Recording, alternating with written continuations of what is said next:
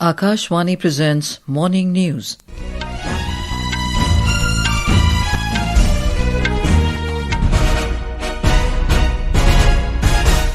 Good morning, I'm Anuja Kumar.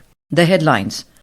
Prime Minister Narendra Modi holds talks with Ghana President John Dramani Mahama in Accra. Two countries sign 4 agreements. Prime Minister Modi conferred with Ghana's highest state honour in recognition of his distinguished statesmanship and influential global leadership. Monsoon Session of Parliament to begin on July 21 and continue till August 21. Annual Amarnath Yatra begins from both Pahalgam and Baltal routes in Jammu and Kashmir amid tight security. And in football, India edged closer to Women's Asia Cup qualification after thrashing Iraq 5-0 in Thailand. And now the news in detail. Prime Minister Narendra Modi held bilateral meeting with the President of Ghana, John Mahama, at Jubilee House in Accra last night. Both leaders discussed various ways to strengthen and deepen bilateral relations. 4 MOUs were signed following the talks, including in the areas of cultural exchange and traditional music. In his joint press statement following the talks, Prime Minister Modi announced that they have decided to give India-Ghana partnership the form of a comprehensive partnership. हमारा द्विपक्षीय व्यापार $3 billion पार कर चुका है। भारतीय कंपनियों ने लगभग 900 प्रोजेक्ट्स में लगभग $2 बिलियन का निवेश किया है। आज हमने आपसी व्यापार को अगले 5 वर्षों में दोगुना करने का लक्ष्य निर्धारित किया है। Mr. Modi was also conferred with Ghana's highest state honour in recognition of his distinguished statesmanship and influential global leadership. Prime Minister arrived in Accra yesterday on a state visit to Ghana. He was accorded a ceremonial welcome by President Mahama, including a guard of honour and a 21-gun salute at the airport. We have a report from our correspondent covering the Prime Minister's visit. Both sides discussed expanding cooperation in trade, investment, agriculture, digital technology, capacity building, infrastructure and people-to-people ties. They welcomed growing bilateral trade and Indian investments in Ghana and also spoke of defense and security cooperation. रक्षा और सुरक्षा क्षेत्र में हम security through solidarity के मंत्र को लेकर आगे बढ़ेंगे। सशस्त्र बलों की training, maritime security, defence supply और साइबर सिक्योरिटी जैसे क्षेत्रों में सहयोग को बढ़ाया जाएगा। Both sides committed to deepen development partnership through India-supported infrastructure and capacity-building projects, offering expertise in health, pharma, UPI and skill development. The two leaders also discussed UN reforms and agreed on stronger global counter-terrorism cooperation. Following the talks, 4 MOUs in culture, standards, Ayurveda and traditional medicine, and a joint commission mechanism were exchanged. Later, at a state banquet hosted by President Mahama, the Prime Minister received the National Honour of Ghana, Officer of the Order of the Star of Ghana, in recognition of his distinguished statesmanship and influential global leadership. मैं राष्ट्रपति महामा जी, गाना सरकार और गाना के लोगों का हृदय से आभार प्रकट करता हूं। मैं इस सम्मान को 140 करोड़ भारतीयों की ओर से विनम्रता के साथ स्वीकार करता हूं। Alok Rai, Akashvani news. Prime Minister Narendra Modi will arrive in Trinidad and Tobago tonight in the second leg of his 5-nation visit. He will hold talks with the President of Trinidad and Tobago, Christine Kala Kanglu, and Prime Minister Kamla Persad Bisesar and discuss further strengthening of bilateral relations. Our correspondent reports that the visit is historic as this year marks 180 years of the arrival of Indian immigrants to Trinidad and Tobago.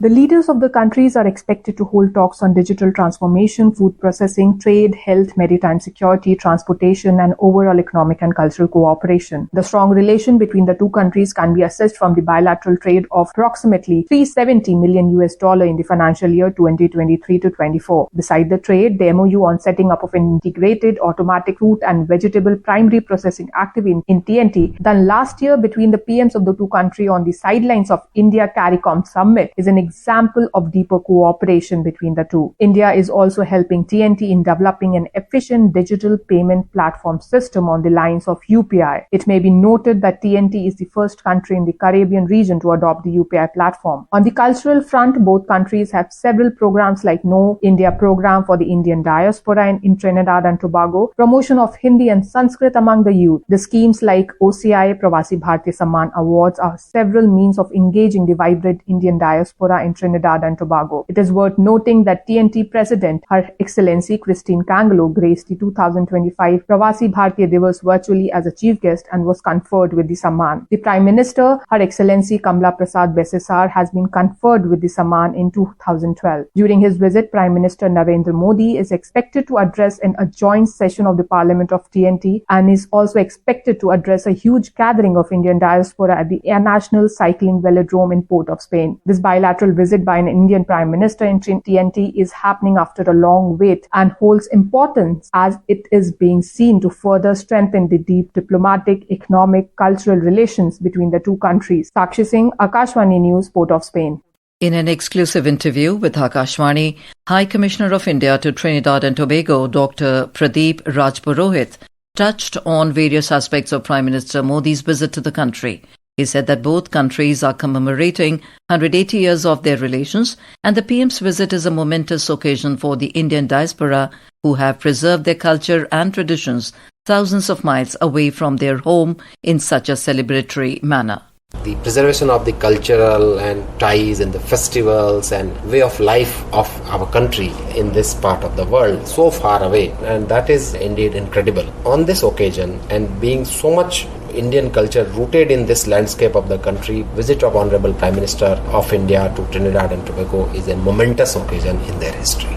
This is Akashvani giving you the news. For quick news updates round the clock, follow us on our X handle at AIR News Alerts. And for details of these stories and more, log on to our website www.newsonair.gov.in and download the News on AIR app.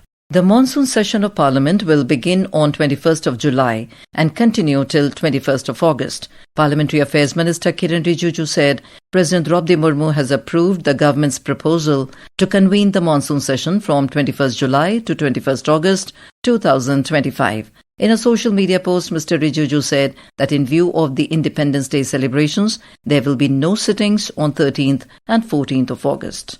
The annual Sri Amarnath Yatra formally began this morning from both Pahalgam and Baltal routes amid tight security. More from our correspondent. More than 5,000 pilgrims reached yesterday safely at base camps of Pahalgam and Baltal in Kashmir region. Yatris received a grand welcome from local populace, civil society members and administration. Bum bum bole, Kashmir ki wadi mein, Bholenath ki shadi mein, Amarnath mein dera dala, bole tera roop nigala.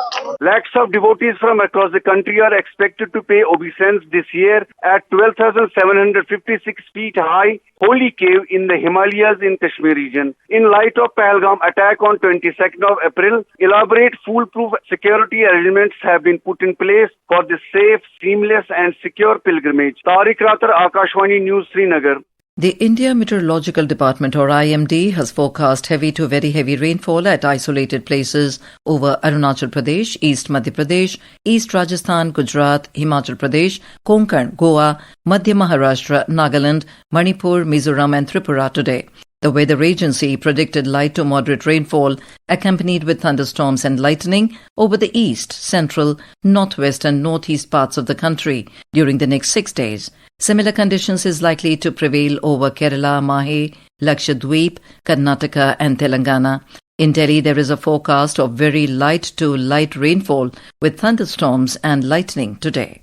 Heavy rains, landslides and cloudbursts have caused significant loss of life and property in Himachal Pradesh. The Meteorological Department has issued a warning of continued adverse weather conditions with heavy to very heavy rainfall expected at several locations across the state till 8th of July. A report. In Himachal Pradesh, efforts are underway to restore normalcy in areas affected by the heavy monsoon rainfall. The state government has directed the respective district administrations to provide all possible assistance to those impacted. Chief Minister Sukhwinder Singh Sukhu met with the victims and assured them of all possible help. He announced that the state government will provide a special relief package to the affected people. In Thunag, to ensure uninterrupted mobile connectivity, intra-circle roaming has been activated until July 11th, allowing users to connect to any available mobile network regardless to their original service provider. The Meteorological Department has issued an alert of heavy to very heavy rainfall in many districts until July 8th. In view of this, people have been advised to take necessary precautions. Ritesh Kapoor, Akashvani News, Shimla. The Ministry of External Affairs has expressed deep concern at the abduction of 3 Indian nationals employed at the Diamond Cement Factory in Kayes, Mali. The incident occurred on the 1st of this month when a group of armed assailants carried out a coordinated attack at the factory premises and forcibly took the Indian nationals as hostages. The ministry said in a statement that many military and government installations at multiple locations of western and central Mali in the West African country were attacked by terrorists. Moving on to the world of sports, in football, Indian women's team produced a commanding performance during their 5-0 win over Iraq to edge closer to AFC Women's Asian Cup qualification in Thailand. We have a report. The Blue Tigresses delivered a strong performance, beating Iraq with first-half goals from Sangeeta Basfore and Manisha. In the second half, Kartika Angamuthu, Fanjobam Nirmala Devi and Ratanbala Devi added to the score. India Women's now top Group B with 9 points and a plus 22 goal difference, and just 1 win away from qualifying for the Women's Asian Cup. Their final group match is against hosts Thailand on Saturday. In cricket, India ended day 1 of the second test against England at Edgbaston with 310 for 5. Shubman Gill remained unbeaten on 114 with Ravindra Jadeja on 41. The 15th Hockey India Sub-Junior Women National Championship is set to begin today in Ranchi. The tournament runs until July 14 and features 28 teams. In Kho-Kho, Sudhanshu Mittal has been re-elected as President of the Kho-Kho Federation of India. Played in 58 countries, the sport aims to expand to 90 nations this year, with hopes of inclusion in the 2030 Asian Games and 2032 Olympics. With Mayur Jain, this is Ashish Abraham, Akashvani News, Delhi. Information and Broadcasting Minister Ashwini Vaishnaw will inaugurate the 29th International Conference and Exhibition on Broadcast and Media Technology BES Expo 2025 in New Delhi today. The theme of the conference for this year is Transforming the Media Landscape Through AI, Create, Collaborate and Monetize. During the 3-day conference, eminent broadcasters, media industry professionals and speakers from the country and abroad will be delivering lectures and discussing state-of-the-art broadcasting topics. In the exhibition, broadcasting equipment manufacturers, broadcast professionals and service providers from all over the world will display their latest products, state-of-the-art technologies and services. And now for a look at today's newspapers, it's over to Subhadra Ramachandran. Thank you, Anuja. Hindustan Times writes about the 4-nation Quad group coming together to condemn the Pahalgam terrorist attack. The headline says, Quad calls for Pahalgam attackers to be punished. The Hindu quoting Prime Minister Modi on his 5-nation tour writes, BRICS will help create a multipolar world. Dalai Lama asserting right to find successor says, trust will decide my incarnation. China to have no role, writes the Asian Age. In the upcoming GST Council meeting later this month, after IT relief, GST rates may come down on household items, hoping to bring cheer to middle-class, cites the Pioneer. And the Economic Times states, Niti Aayog set to unveil plan for elderly care in line with international best practices. And finally, the Indian Express mentions a story of Mizoram with 98.2% literacy rate, standing ahead of Goa and Tripura as a first fully literate state of India under Centre's Ullas program. And with that, it's back to you, Anuja. Thank you, Subhadra. And now, before we end the bulletin, the headlines once again. Prime Minister Narendra Modi holds talks with Ghana President John Dramani Mahama in Accra. 2 countries signed 4 agreements.